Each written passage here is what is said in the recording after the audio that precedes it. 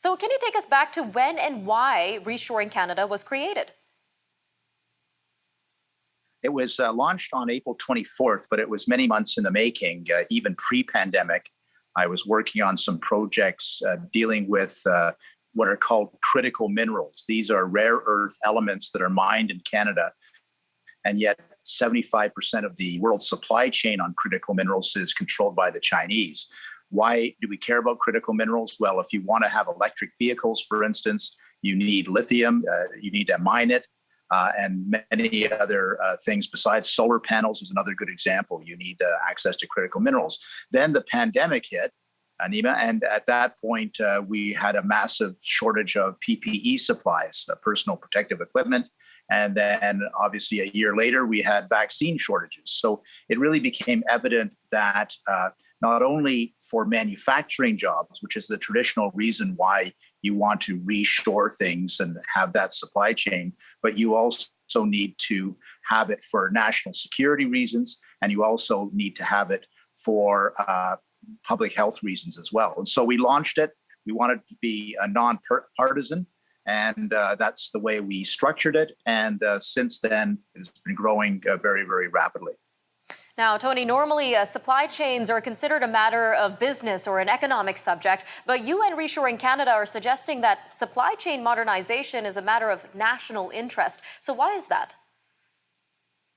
Yeah, and as I was explaining, usually people talk about supply chains because they want manufacturing jobs back in a country.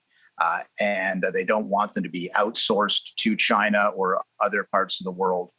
Because if we lose jobs, we lose high-paying, good jobs for people throughout our communities. But what happened during the pandemic made it very clear that that's still a relevant reason to worry about your supply chain, but you also have national security reasons. If you don't have access to your critical minerals, for example, you can't build electric vehicles, you can't have a clean energy manufacturing capability, but you also can't create fighter jets.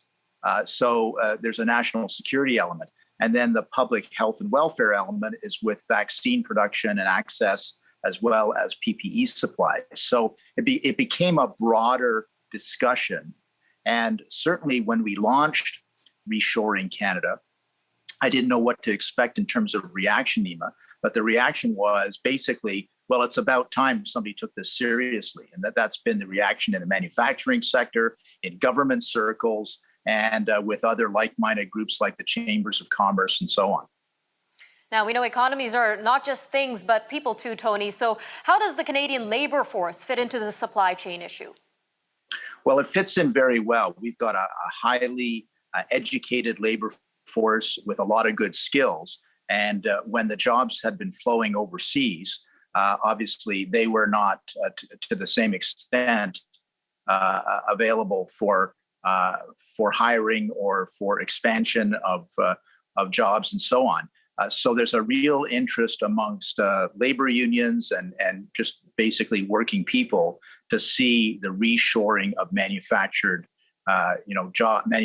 jobs. What I would say as just a one caution for the viewership, this is not saying every single job should be back in Canada or every single job should be back in North America.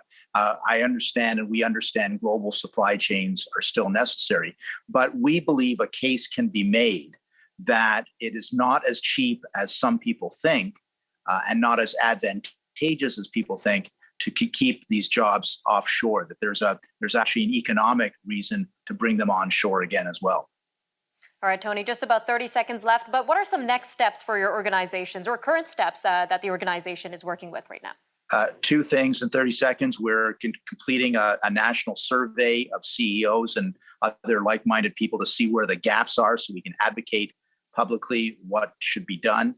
And secondly, we're going to come up with a cost indicator algorithm that'll help businesses calculate why it is cheaper for them and better for them to reshore rather than to keep things offshore.